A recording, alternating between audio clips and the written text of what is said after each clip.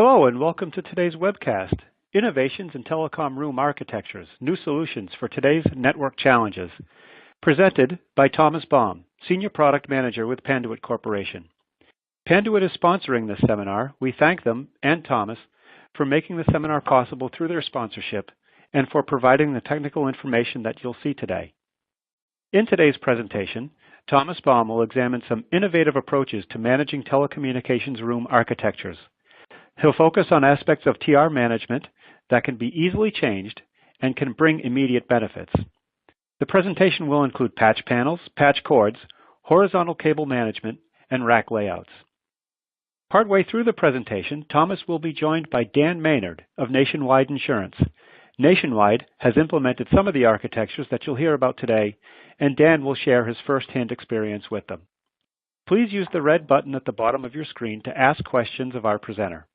We'll have a Q&A session with Thomas at the conclusion of the presentation. You can also use that red button if you have a technical question about this broadcast that is not answered via the gold Help button that's also at the bottom of your screen. If you plan to use your attendance today to earn a continuing education credit for a BICSI professional accreditation, I will walk you through the process of receiving that certificate once the presentation is complete. So thank you once again very much for joining us today, and I'm pleased to introduce today's speaker, Thomas Baum. Thomas, whenever you're ready. Thank you very much, Patrick, and hello, everybody. Our topic today is innovation in telecom room architectures. And whenever you talk about innovation, it should be both new and exciting. And that's the goal of this presentation today. Not only are we going to show you 5 new infrastructure solutions that we're seeing in telecom rooms, we will also, compliments of Dan and Nationwide Insurance, take a close look at a real-life case study where some of these have been used and we'll see the results. And these innovations are exciting because they address common telecom room challenges and they can be put to use today in many TRs. But to start with, why are we seeing innovations in telecom room architectures? Haven't telecom rooms been basically the same for years? Well, whether you've been in the IT network space for decades or just a couple years, you probably agree that there are a constant stream of changes, and some would even say there's never been more change happening than right now in the typical enterprise network in telecom rooms. We'll discuss these changes and how they create new challenges and how it is those challenges which are driving the need for innovative new solutions.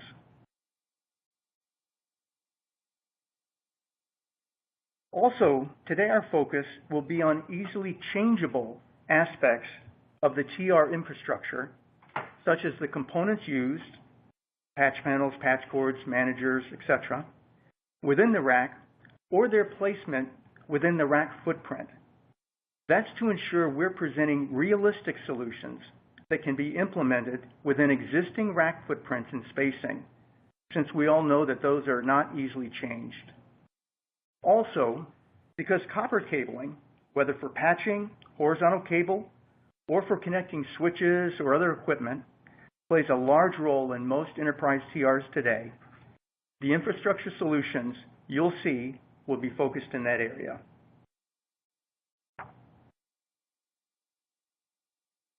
A good starting point, though, for discussing innovations in TR architectures is to provide a baseline of sorts for some common elements seen in many TRs today, several of which may be challenged or changed within the 5 innovations that we're going to be reviewing.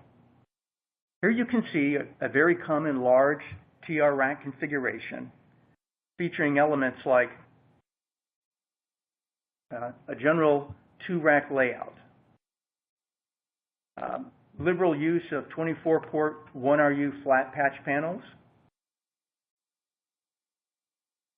numerous horizontal managers, typically, very common, all patch panels mounted horizontally,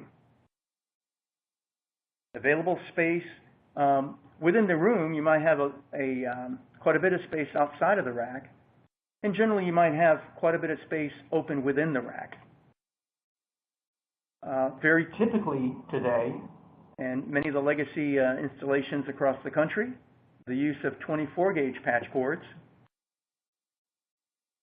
and usually discrete patch cord lengths that are different, right? Just to map out to the kind of the layout that you see in front of you.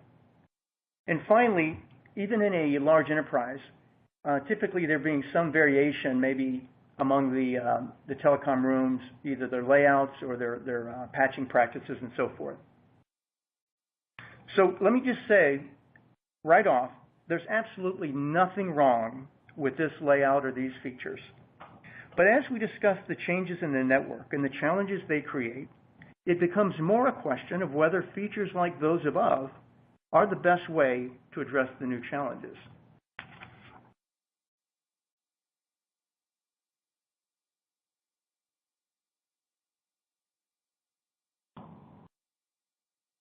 Let's look now at the major changes occurring in the network and its infrastructure.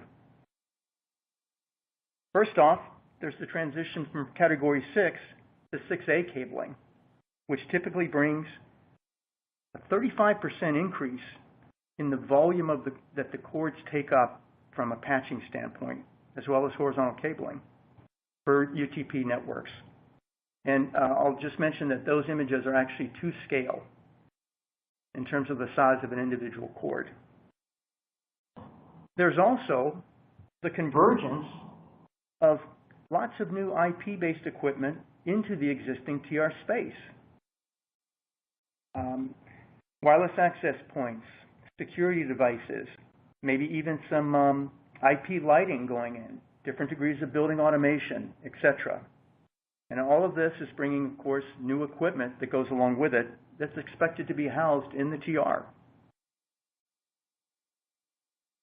We've seen a move toward large chassis switches and higher density switches. The one pictured there is a very typical switch in the large enterprise. It's actually a Cisco 4510 series switch, and we'll be using that throughout several of the innovations because it's quite common in the industry today.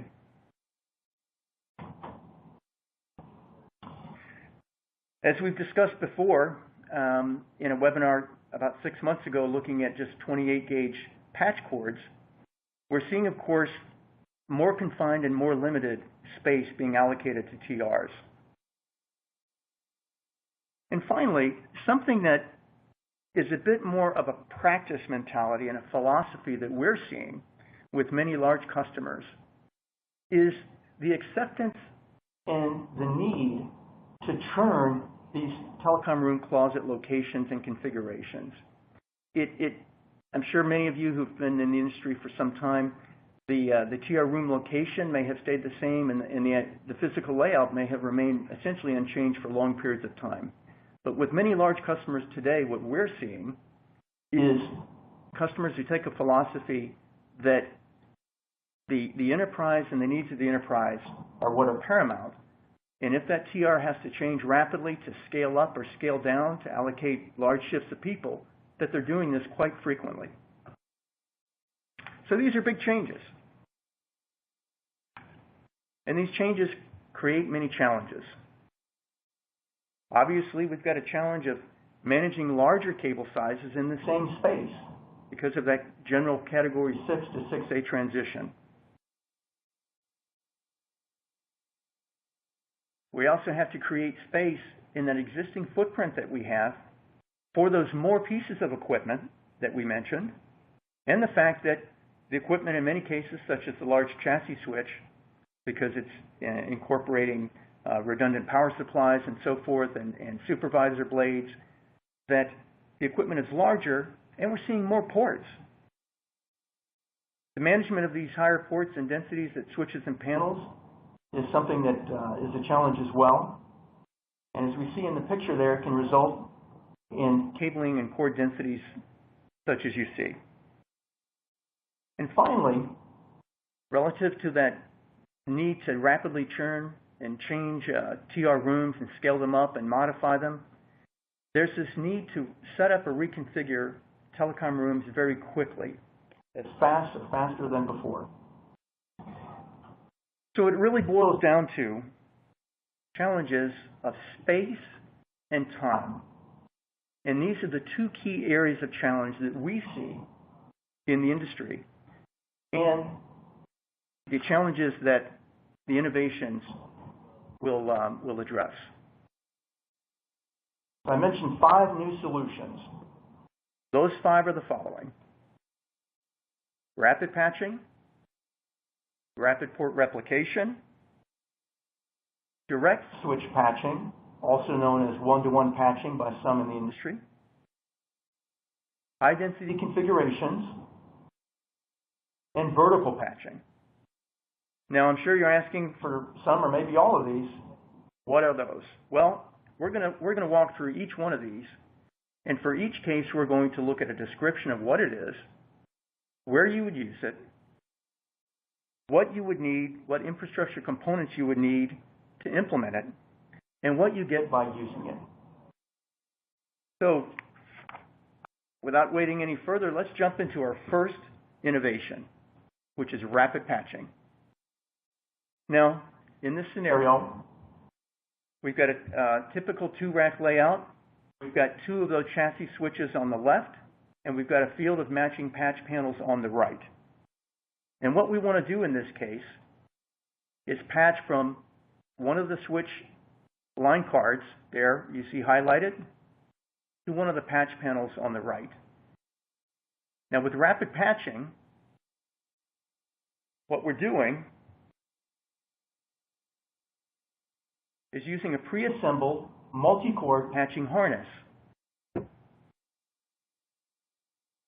that is taking us with a group of cables, a group of cords, from the switch side to the patch panel side. Now, if we do this using a 12-cable assembly, as you'll see in a moment, we can do 1/4 of that line card at a time. If we replicate that 4 times, bam, we've just now patched that entire RU in a much faster way than previously. So where you would use this is to reduce the patching time to speed the deployment of the typical 2-connector telecom room layout. And this is really best used when it's matched with the same length cord layout, so that those harnesses can all be the same length. And as you can see, that would be the case here. And here's what this looks like in a real-life scenario. You can see that on the left side rack in the picture, the 4510 switches are there, and then matched, RU for RU, are the 48 high-density patch panels with the harnesses mapping between them.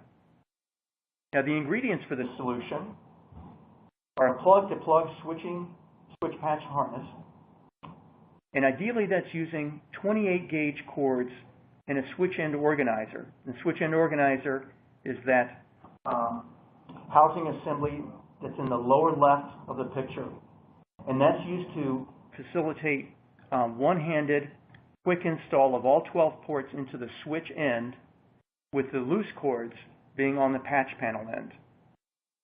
Also, we'll be using 48-port 1RU panels. And the 48-port 1RU is key because it allows us to have that same length configuration and match up to the switch line cards, which are 48 ports in 1RU.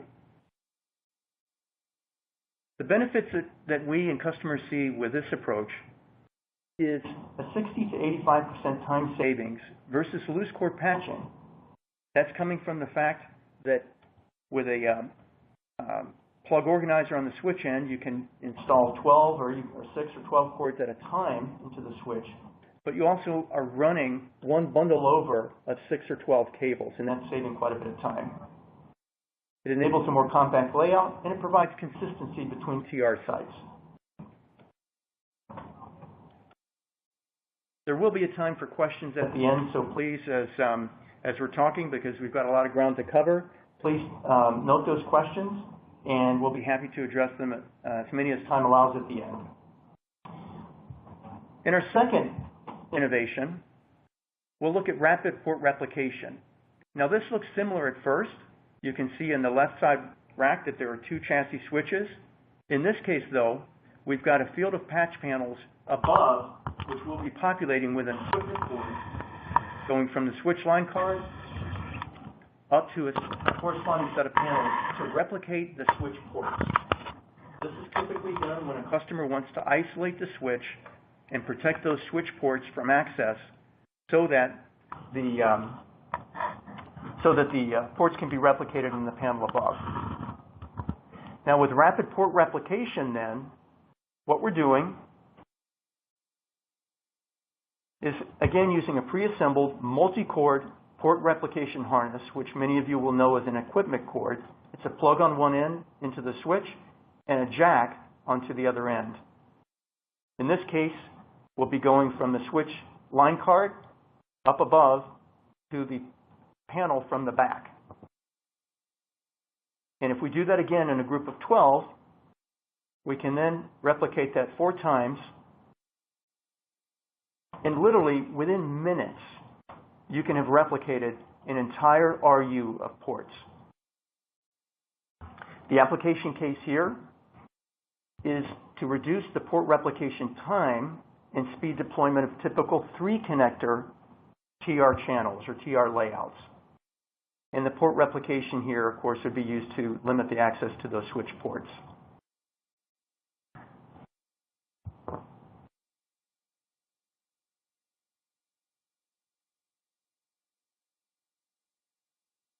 Apologize, the advancing. Here we go. And here's what that looks like in real life. These are actual customer photographs. In this case, we're looking at, in the left side view, we're looking at a case where the switch has been turned around, and at the bottom you can see the patching into the switch with the cords then going up, and then we're looking in the top of that picture into the back of the panels. On the picture on the right, we see what that looks like from the front, where you would actually have your cross-connect field with the replicated ports on the left and your horizontal cabling ports on the right. The ingredients, component-wise, that we use for this solution are a plug-to-jack replication harness. Again, ideally using the 28-gauge cords because of the space advantages they provide, a switch end organizer to speed the installation into the switch, and ideally a cassette of jacks on the end that will go into the replicated port panel.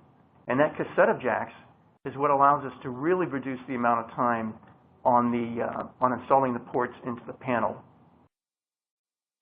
Ideally, we will also use 48-port 1RU panels that can be vertically numbered just to match the exact switch port mapping, since switches normally are numbered vertically.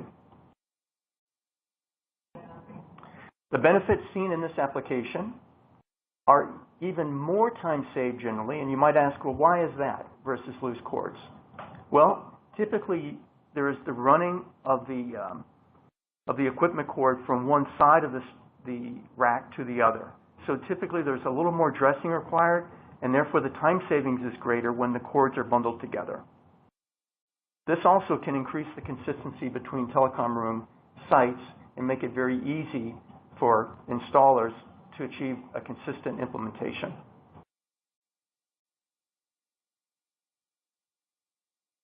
Let's change gears here. We've talked about a couple of installations with the 4510 chassis switch. Let's take a look at an application where you'd have an edge switch, a 1RU rack-based switch. You might have several of those together, and you're looking for the best way to patch those. This is where we see the application of direct switch patching. From one particular switch to an adjacent panel, either directly above or below it. And what we do in this case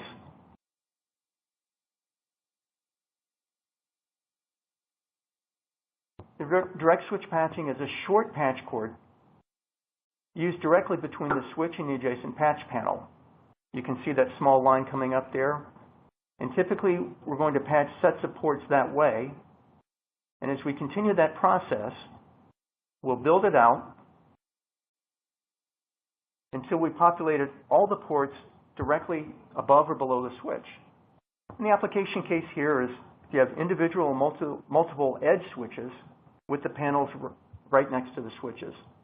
Now this solution creates space in existing racks for new equipment because it obviously eliminates a horizontal manager, or it can be a compact layout for new racks, or even like a half rack or a wall-mounted small rack that you might have. So this is for a little bit different application, but you can see the space savings that immediately result from that. And here's what this looks like in practice, and I can tell you that this is an actual customer photograph from a specification that they have settled on, realizing that this is the most dense and the most easily implemented configuration for edge switches. The ingredients for this are really pretty simple. You have short patch cords with 8-inch lengths being typical, and ideally these are 28-gauge cords. The reason for that 28-gauge cord here is that we are putting, as you see in the lower left picture, we're putting cords directly above and below, running directly above and below, and we're counting on the fact that you can easily manage in that space.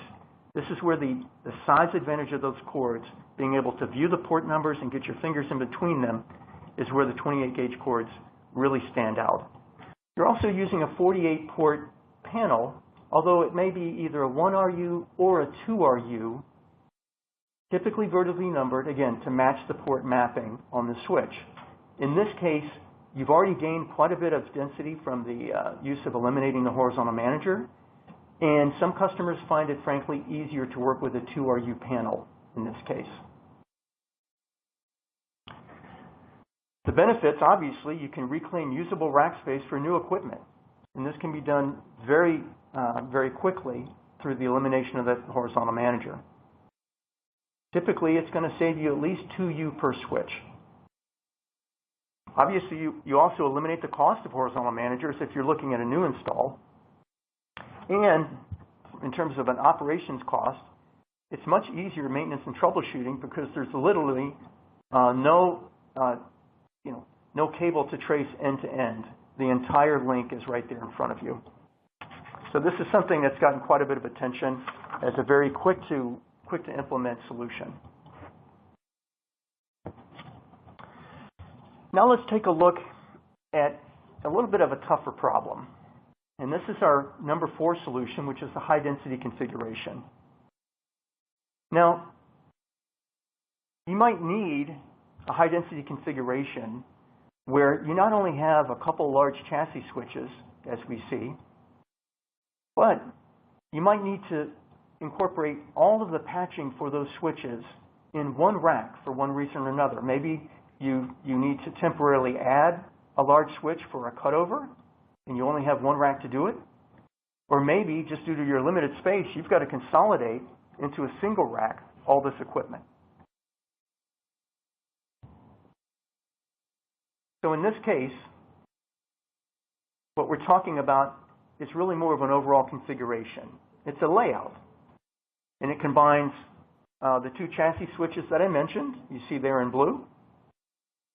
It combines angled patch panels into the center. You might ask, well, why angled panels? Well, we want to remove every unnecessary RU that could be used for horizontal managers. And the angled panels allow us to do that so that we can make maximum use of that patching space. We are going to use a horizontal manager, and I'll tell you why in just a moment there. Really, easily it's for the cutover or the crossover of cables from one side of the rack to the other. And we were able to get away with a 3U horizontal manager because we're using our 28-gauge patch cords again. And the small size of those cords allows us to take half the quantity from one side to the other if we want to observe a very typical practice with these 4510 switches of patching and running the cords, dressing them just to the right side vertical manager fingers.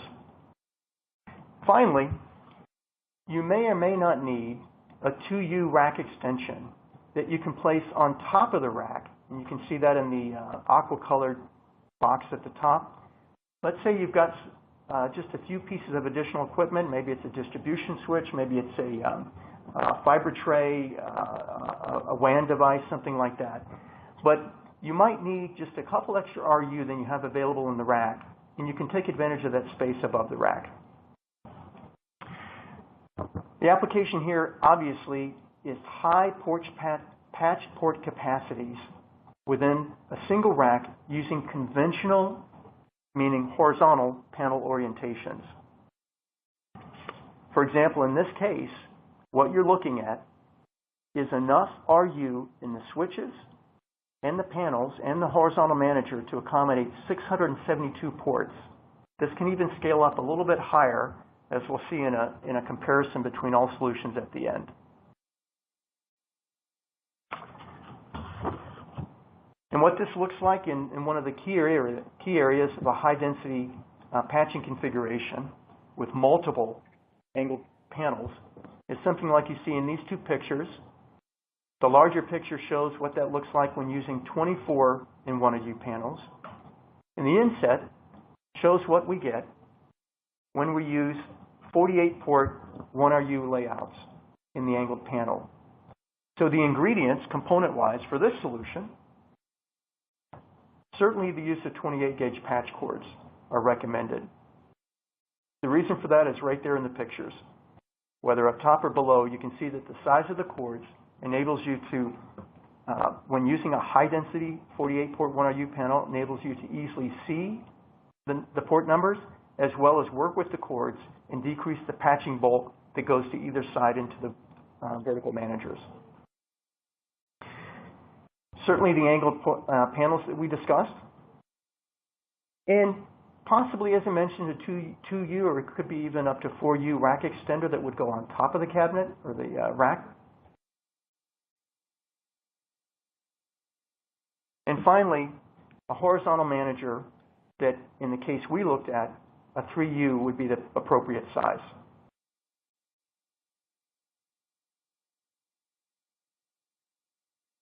The benefits here, as we started with, it provides the highest port density in a single rack using conventional panel orientation.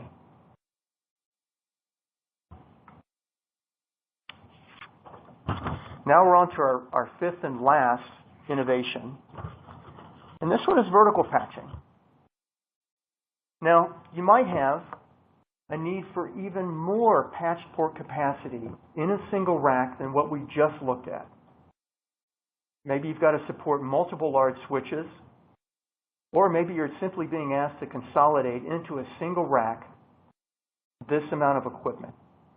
Now, I'll say that we're going to look at this scenario in a maximum port capacity sense, but vertical patching can be used simply to add additional patching capacity or equipment availability into a vertical manager that's simply in addition to what you may have in your horizontal panel orientation in a rack. So it doesn't always have to be used this way, but we're going to focus on it as an absolute maximum port density in a single rack. So once again, this is going to be an entire layout, and it's going to combine the following elements. Multiple chassis switches. In this case, it's actually 3 of the same 4510. They're 14 RU each. In the center of the rack, here in the teal color, you can see that we're using vertical managers with panel mounting capability within the managers, meaning vertical panel mounting capability within the managers, which not all vertical managers have. They have to be specifically intended for that purpose. In the yellow, you can see that we've got our vertically mounted patch panels. Here again, these ideally are 48-port 1RU panels because we want to take maximum advantage of this limited space within the vertical manager. And finally, looking at how you might patch between switches, from switches to the adjacent set of panels, we certainly want to be using 28-gauge patch cords here because, as you'll see, the patching density gets quite high in this application. Which what we're doing here, the goal is maximum patch port capacity where that's needed and where vertical mounting of the panels is acceptable. This actually can get you just over 1,000 patched ports, as we're showing in this scenario. Each switch has 7 line cards of connectivity, with the rest being used for supervisors and managers. And we have a total of 21 patch panels, 48 1RU. So we're able to patch all of those cords. Now, looking at what this looks like for the vertical manager element, or the vertical patching element, because this tends to be one of the new things.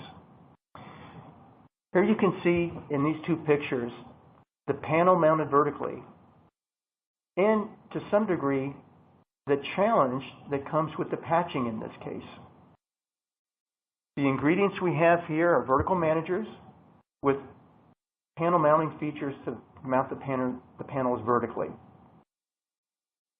We certainly want to be using those 48-port 1RU panels, and we also want to be using those 28-gauge patch cords, which are used in the illustrations that you see, because we want maximum flexibility, maximum density of the cabling, and ability to dress it, since we're going in this vertical orientation.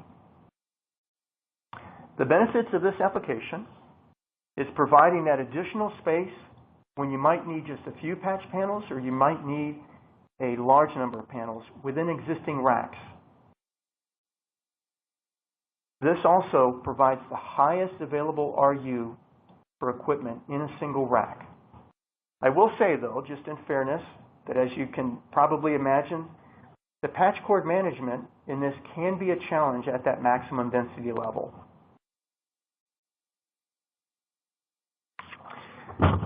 We've now looked at 5 different scenarios, 5 different innovations. Now let's come back to those challenges that we mentioned that were mainly challenges of space and of time. And we're going to compare all 5 of the solutions relative to their speed of deployment and the density that they provide. For density, for this slide, we're going to measure that in maximum patched ports in a single rack.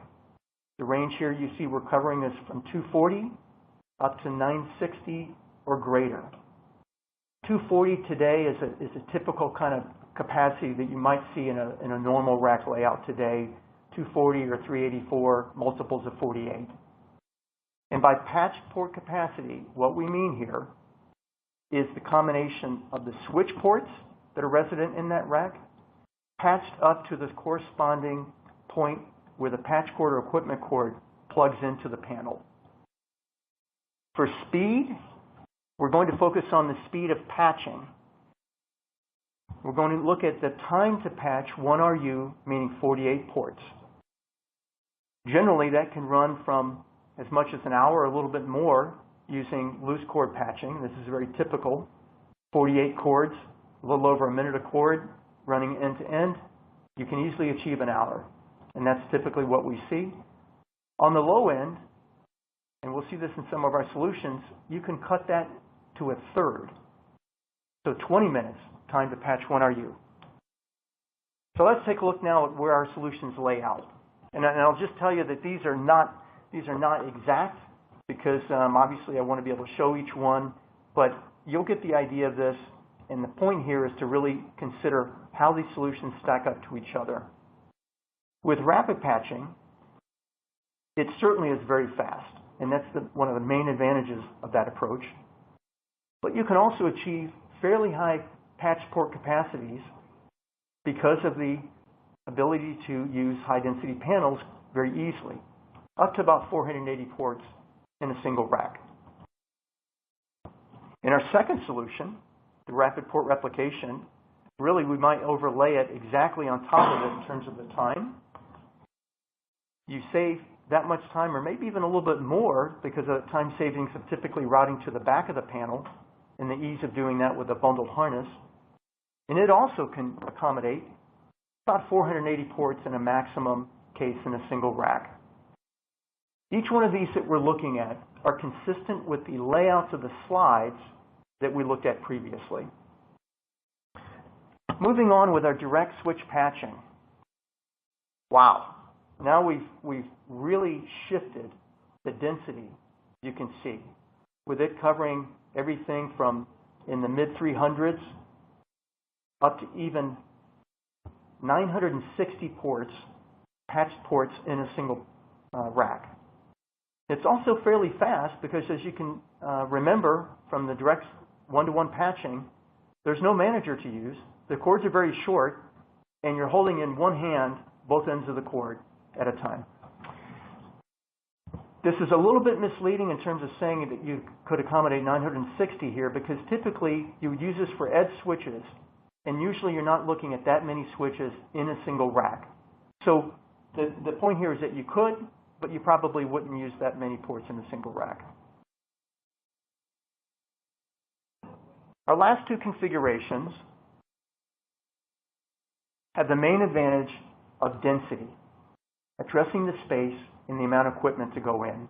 Our high density topping off at around 768 ports in a single rack.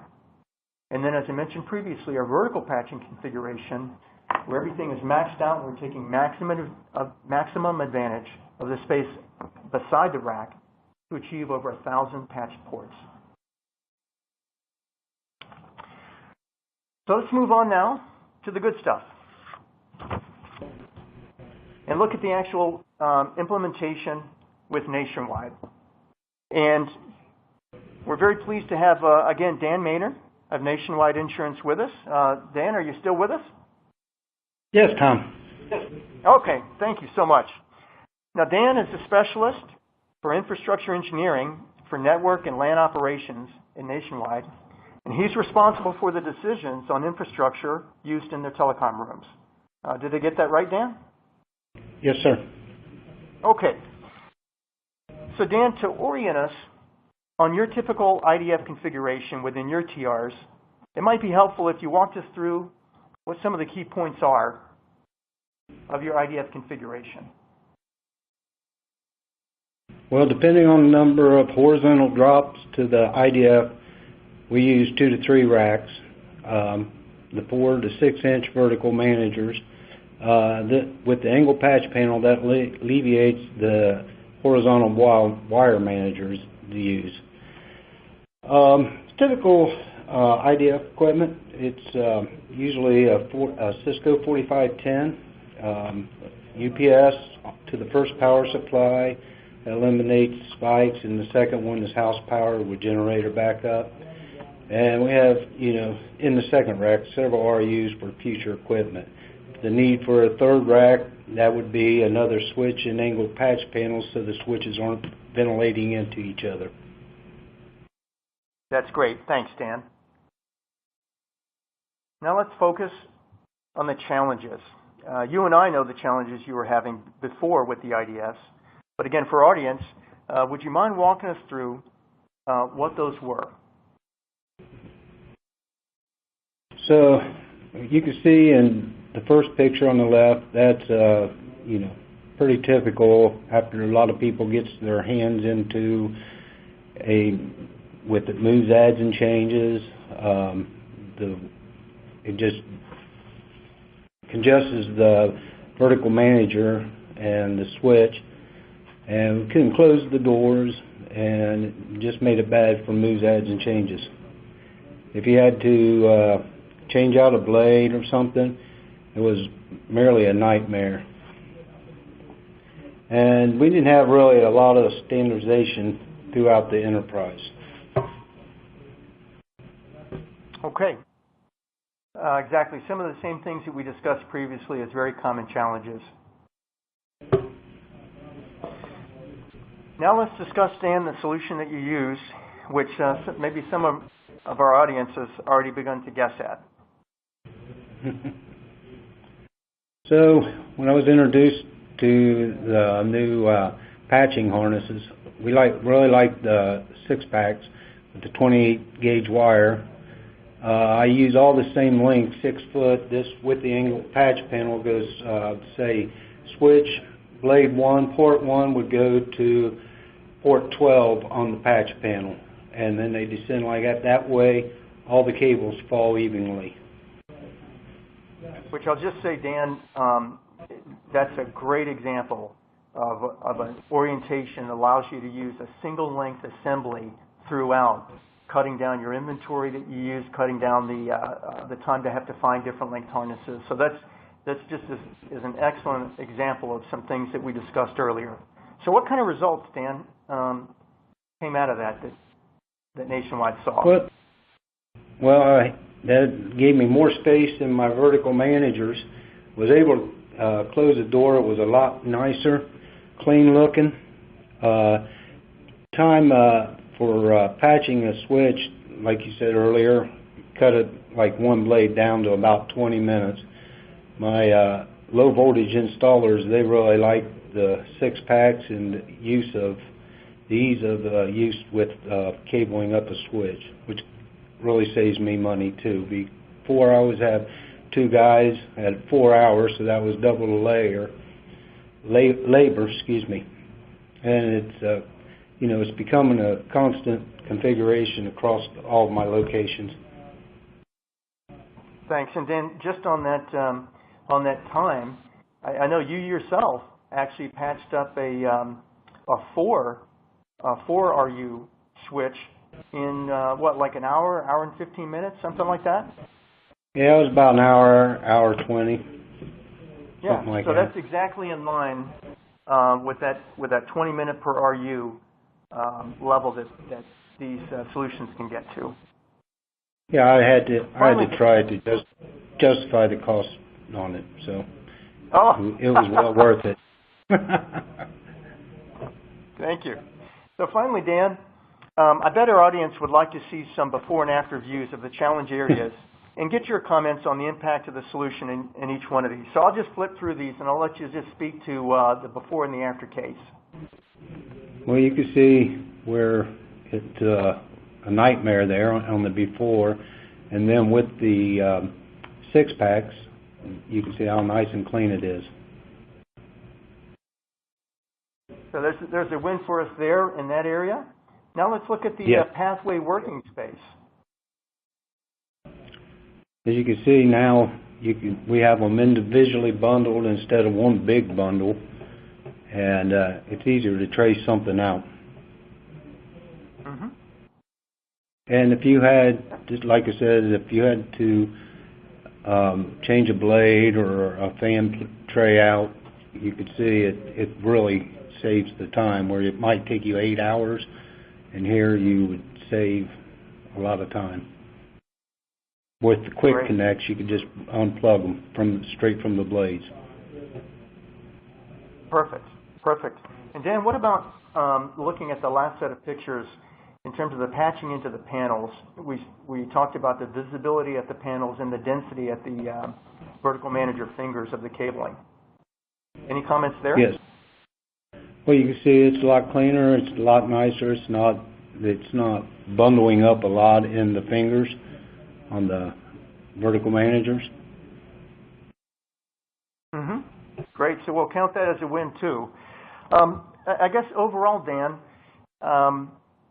in your case, you had the challenges. You saw the solution. Would you say that the rapid patching solution using the 28 gauge cords met your expectations for what it was going to do for space and time savings for you? Oh yes, I mean it definitely increased, saved time. I gives FTE time back, or my cable vendor, I save money with them because it's a lot easier and faster. My support guys, they like them because if they have a problem, they can do a quick, real quick disconnect with a more insert. Terrific. Well, Dan, thank you so much. And folks, there you have it. One of our solutions actually in action to address the kind of challenges that we looked at. Dan, thank you so much for joining us. And I'm sure if the audience was patched in, we'd hear a lot of applause for you right now. So you're just going to have to take our word for it. Thanks so much. Thank you, Tom. Folks, you're welcome. So we've covered a lot of ground here. But before we close, let's do a quick recap of the components used in the solutions that we've discussed today. just in case you might want to write up a bill of materials later today for that next project. So we first off looked at pre-assembled harnesses, and those could be either switch patching harnesses, which is the top one, which would be plugs on both ends, and ideally some type of a quick connecting organizer on the switch end to maximize the time savings. Or it could be the switch, the port replication harness, either 6-way or 12-way, or even 8-way. And this would go from plugs on one end into the switch with jacks on the other. And again, for the maximum time savings, you'd want those jacks housed in a cassette so that you get that one-handed installation of 6 jacks at a time. Patch cords obviously played a big role, and we looked at the advantages in the incorporation in every case of the 28-gauge patch cords, either of the normal length that you might see, or in particular the short ones there on the bottom with typically like an 8-inch length being used. You can use short cords of other gauges in that case because they are short. However, I think you'll find, and most of our customers find, that that additional working space you get with the small cords really makes that very tight density configuration a lot more user-friendly. We looked at a number of patch panels, but the general theme there was 48-port 1RU patch panels of either flat or angled panels, angled because it helps us reduce those horizontal managers, and some of those panels being vertically numbered. And you can step back through the slide deck, which we'll make available to you at the close of this. You can step back through to see in which cases those vertically numbered panels came into play. We did look at one case with a 2RU 48-port panel, and that was our direct switch patching, just where some customers find that with everything going on with the switch right there, a 2RU 48-port panel might be a little bit more usable. And finally, we looked at a few different managers and accessories that were used to complement all of this and make these configurations happen. Things like a rack extender, just to buy a few extra RU on top of the rack, where typically you do have a little bit of available space. We looked generally at a 3U horizontal manager, which when using 28-gauge cords gives you enough space to transition half of the port capacity from one side of the rack to the other. And finally, we looked at that vertical manager with the vertical panel mounting features, which not every vertical manager will have. You do have to specify that.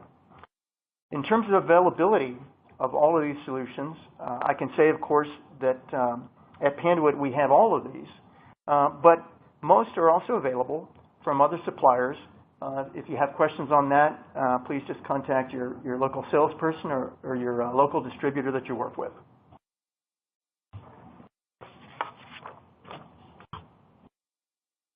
So how do we summarize so many exciting TR innovations that we've just seen? Well, the main takeaway is really this. These are all just options, and there is no one-size-fits-all. And please do not take that as a message from the 5 different configurations that we showed. The theme here is that they are all different approaches, and the key is that the solution that you use must fit the application. And while we focused on time and space as driving challenges, certainly there are other factors to consider beyond just the patching speed and the density. Things like the ease of cable management that you'll see. The amount of expected change with some of these configurations, in particular, say, a fully maxed out vertical panel configuration, not being the sort of thing that you will want to have a lot of change going on. You can achieve the high density, but it's not going to be so easy to maybe have changes over time. So you want to factor that into play as well. And then the time required in the planning and ease of deployment of solutions. Some of these solutions are very easy to deploy and very simple to plan. The easiest one being the one-to-one direct switch patching, but also the harnesses, whether the rapid patching or rapid port replication. It's a fairly easy planning that then is cookie cutter into your different TRs, and it's very easy to deploy. So again, all things to keep in mind. And finally, we'll just close with this. The fact is that changes are going to continue in the network. and they're going to drive new innovations in the network infrastructure. And we look forward to hosting future presentations with you to update on new things that we're seeing, and that we would love to hear from you about any new infrastructure solutions from those of you in the field. Now, as a reward for your attendance today, you will be receiving an email with reference to the Big C Continuing Education credit. And in that, there's also going to be a link where you can request a free sample of Panduit's new Category 6A 28-gauge patch cord, which I hope you'll take advantage of. So thank you all so much for attending, and have a great day. Thomas, thank you very much for that presentation. We're going to get to Q&A very shortly. Going to give Thomas a chance to catch his breath a little bit. But in the meantime, you see on your screen now a simple yes/no poll from our sponsors today, Panduit, asking if you would like to speak with a Panduit representative about any of the innovations that were explained in today's seminar. I want to say thanks to everybody who submitted questions to us today. We do have quite a few of them, and we're going to answer those that we can just as soon as we get into Q&A. But for the time being, we do just ask you to respond yes or no to this poll, simple poll question about whether or not you would like to hear from a Panduit representative about the technologies that you've seen today.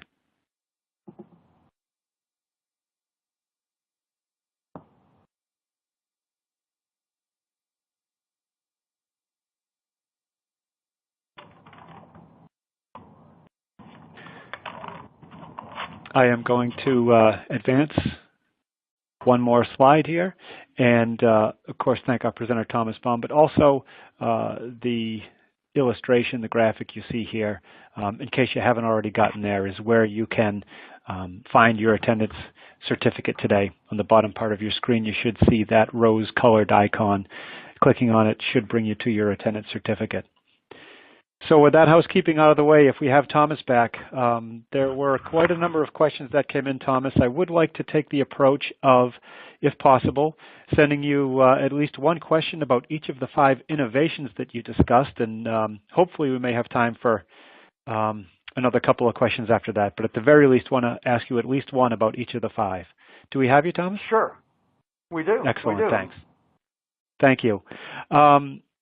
Concerning the rapid patching solution, one question came in and asks, can that rapid patching solution be pre-labeled from Panduit with custom identifications, custom IDs? Great question. Again, thanks to all the audience for the interest in the questions. Simple answer is absolutely yes. And let me push this out to the audience again to take a look at a common scenario. We as Panduit do quite a bit of custom labeling, and we will take that in the form of spreadsheets from customers. We have sheets we can provide you, and we've got the logistical capability within our factories to actually flow that information directly into the labeling and apply those, and even do some custom kitting in the sense of grouping sets of cords to really minimize the time that the end user, the installer, has to take to get to the right cord to go to the ports. I'll just say that if anyone, as many of you I'm sure on the line, actually do field labeling, you know that this is not the friendliest thing to do. Handheld labelers are great. Panduit makes them as well as several other manufacturers, but without that capability to flow the information in directly from the spreadsheet, it really is a huge time commit to label in the field. So yes, we can absolutely do that, and a great question. What's next? Next, concerning port replication, asks, with port replication, what type of certification requirement are customers asking for the horizontal link? And the question says, not TIA. In other words, if there is not, it sounds like perhaps there is not a TIA sort of standard to which this could be certified. So when you're in the field in real life with real customers, what type of certification are they asking for? Okay, so I've got the slide out about the port replication, and actually, what we're talking about with port replication is something which is incorporated in the TIA standard under the framework of the three connector channel. The TIA 568 C2 standard lays out three different allowable channels, those being 2 connector, 3 connector, and 4 connector channels. And with port replication, this very first link of cabling that we're talking about is simply the equipment cord. In TIA speak, it would be referred to as the equipment cord running from the switch to a jack, and then you would patch using conventional patch cabling from your first connector in the channel to your next connector in the channel, which would be the connector at the end of the horizontal cabling within the TR. So maybe I didn't explain it well enough earlier, but what we're doing here in port replication is simply what most customers do today in implementing a standard 3 connector channel. So the certifications and such would all be the same, and this would fall completely under TIA guidelines, and obviously observing the maximum channel lengths that you do for any copper channel. Excellent. Thank you, Tom. Thanks, Sam. Question about innovation number 3, direct patching. Are the patch panels between the switches where the horizontal cable terminates, or are they replicated ports? If they are horizontal, how is wire management handled between the switches? So kind of a multiple part question for you there, Thomas. Sure. Actually, maybe it's easiest in this one, Patrick, to go directly to the photograph. And again, in the view that we're looking at here, the silver the silver panels that we see interspersed are the switches. And in this case, the switch is at the bottom, and its adjacent patch panel that it patches to is directly above it.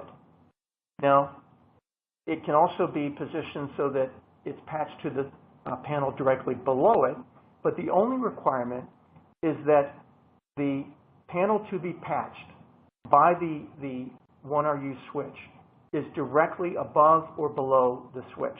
It's your discretion, customer's discretion as to which.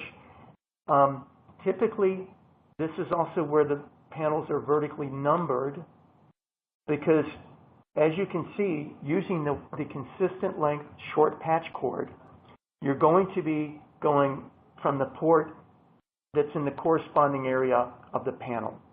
There's not the length in the cords to switch between say a low-numbered switch port, like a 1 or 2 or 3, up to a panel port number that's 24 or 30 or something. The key is that you're switching, you're matching, doing one-to-one patching between panels in the same respective area from the switch to the panel. It is very simple, and it is what makes this so quick and easy to implement. I hope that answered the question there, Patrick, and let me know, please, if there was another element that I missed. Thank you very much. I think that covered it. I am going to move on to a question I'm going to kind of put together that's a compilation of a number of questions that came in concerning high-density configurations, in particular 28-gauge patch cords. Number of questions asked about the implications of the forthcoming IEEE 802.3 BT, that next generation of power over Ethernet, where the number 90 is being used in terms of the amount of power being delivered or at least sent. Anyway, a number of questions kind of get around the idea of what's the story going to be with these 28-gauge cords and that next generation of power over Ethernet? Will there be compatibility? Will they be supported? Will they support next generation power over Ethernet? Okay, Patrick. Again, great question. Boy, we've got a sharp audience today. Happy to see so many insightful questions coming in. Yes, PoE and PoE++, soon to be released standard. No pun intended, but it is a very hot topic, right? And I can tell you that absolutely 28 gauge patch cords, whether for 5E, 6, or Category 6A, will support the expected power levels in that range you just mentioned, Dan. We in fact at Panduit have a number of our own people who work within these committees, so we are well aware of the expected targets. The one consideration that I'll just make you aware of, and actually we covered this quite a bit in our presentation about 6 months ago on the 28 gauge patch cords, is that the bundle sizes, when a number of cords or horizontal cable are bundled together for any distance, the consideration is that the bundle sizes might have to go down. Instead of the maximum bundle sizes of 48 or even higher, when using that expected 90 watt level for the PoE++, the consideration is that the bundle sizes would need to drop down to a bundle size of 24, for example, for the 28 gauge cords to allow that heat dissipation, because the cords being smaller, that puts actually the potential heat elements closer together, and therefore we need a little more airflow around the bundles. So, but absolutely no question about the individual capability of the cords to carry the power without issue. It simply becomes a matter of the bundle size. And 24 as a bundle size is actually a bundle size which is quite commonly used in the industry anyway. Thank you, Tom. What's next? We're going to go forward with a couple more questions. Members of our audience, I know that we've just kept you past the hour mark. If you can hang on with us, please do. We appreciate your attendance very much. If you've got to take your attendance certificate and go, of course you're free to do that. Thank you so much for staying with us. A couple more questions, though, that came in. Tom, one is asks about vertical patching, the fifth innovation that you presented. With vertical patching, do you have ideas on how one can comply with TIA patch panel labeling requirements, particularly if there are multiple racks of this configuration with shared patch panels?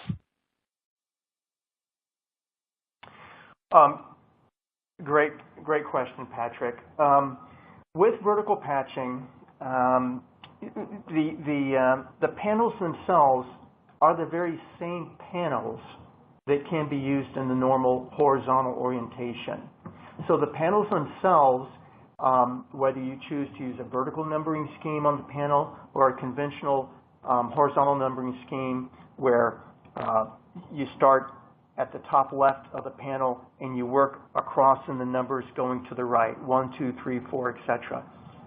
These schemes and these panels are no different.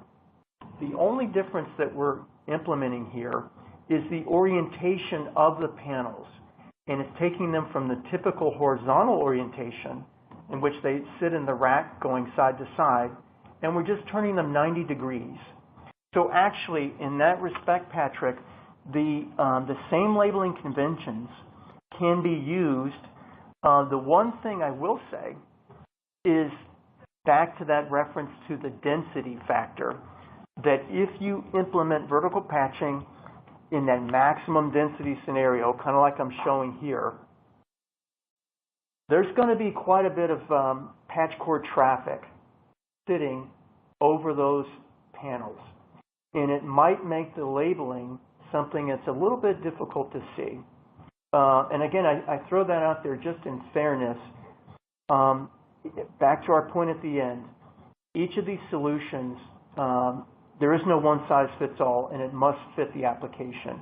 If you're in a situation where you need this much patch port capacity, and you've got one rack in your TR with a little bit of extra space hanging on the sides where you could stick a vertical manager like this, that may be your only option.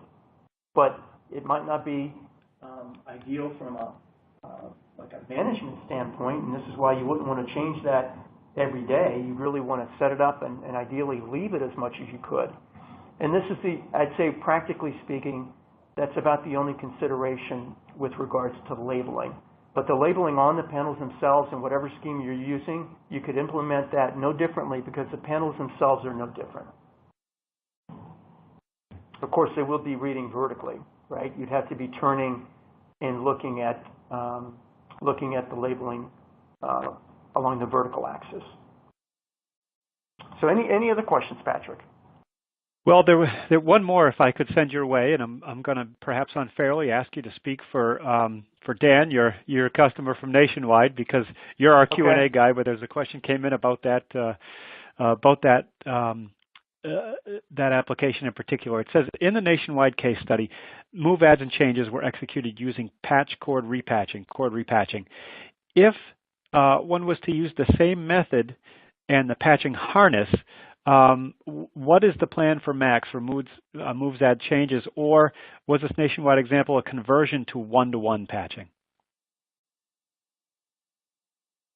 So actually, let me throw up this slide here showing a good picture of what Dan and Nationwide are using. Again, back to the same length cord approach that Dan was already implementing as a great logistics and time-saving practice. And he is doing, let's refer to one-to-one in this case as simply dedicated port assignment, going from a particular port on the switch to a particular port on a panel. And at Nationwide, there's a systematic approach used for the labeling of each panel using letters. So A, B, C, D for a 4-line card installation, or longer if it's like an 8 or a 6, depending on the size of the TR, different things are used. But Nationwide does and did already use an assigned port mapping approach, where the switch port went to a specific port on a specific panel in each case, and that's why he was able to use that same length cord. What we did in working with him and what he chose to use was the harness of that same length of cords, so that he got the time savings of having those cords already grouped together and already labeled and running to the same panel ports that he did before. So this has, I can tell you from having personally seen many of the Nationwide TRs, obviously a top-tier national company, one of the biggest in that space. There's a number of TRs across the country, and I can tell you that approach that they use is consistent in terms of that patching mapping assignment, so that in this case, in reality, the moves and changes generally would not be the remapping of an individual port of the switch to a different port. It could be done, I guess, in specific cases, and the harness would support that, in that, as you can see from the picture, the harness is bundled together using some tack-tie or Velcro type material, which is easily movable, and within the length limit of the 6-foot cord, no different than using individual cords, it could be remapped to a different place. So I hope that answered the question on that last one, Patrick. Certainly. Thank you very much. And thanks, of course, to every member of our audience who attended today, who stayed with us right now until the very end. On behalf of Cabling Installation and Maintenance and its parent, Penwell Corporation, I thank Thomas Baum of Panduit, along with Dan Maynard for his contributions today. We thank Panduit Corporation for their sponsorship of today's webcast presentation. Thanks once again to everybody who joined us today. Thanks to our presenters. Thanks to Panduit for sponsoring. We wish you all a good day.